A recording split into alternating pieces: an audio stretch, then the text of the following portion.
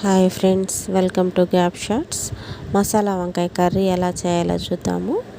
దీనికి ముందుగా మనం వంకాయల్ని కట్ చేసి సాల్ట్ వాటర్లో పెట్టుకోవాలి. తర్వాత ఆనియన్స్, టమోటా కట్ చేసుకుని అవి పక్కన పెట్టుకోవాలి.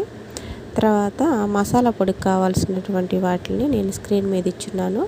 అదేవిధంగా మనం వాటిని వేయించుకునేసి పొడి చేసి పక్కన పెట్టుకొని కళాయి పెట్టుకొని ఆయిల్ వేసి ముందుగా ఈ వంకాయలన్నిటిని ముందు వాటిల్లో మగ్గించుకోవాలా. అవి మగ్గిన తర్వాత తీసి పక్కన పెట్టేసుకొని పోపుకి అన్నీ పెట్టుకొని మనము దాంట్లో టమోటా, ఆనియన్స్ వేసి బాగా ఉడికిన తర్వాత అల్లం వెల్లుల్లి పేస్టు, కారము, పసుపు, ధనియాల పొడి వేసి కలిపి పెట్టిన తర్వాత ఈ మసాలా పౌడర్ని వేసి మనం కలుపుకోవాలా.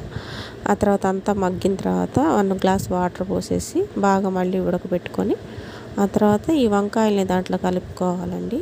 కలుపుకున్న తర్వాత అన్నీ బాగా కలిసి ఈ గుజ్జంతా వంకాయల్లో బాగా విడిపోయేటట్టు ఉడికించుకుంటే మనకి కర్రీ రెడీ అయిపోతుంది. Thank you friends.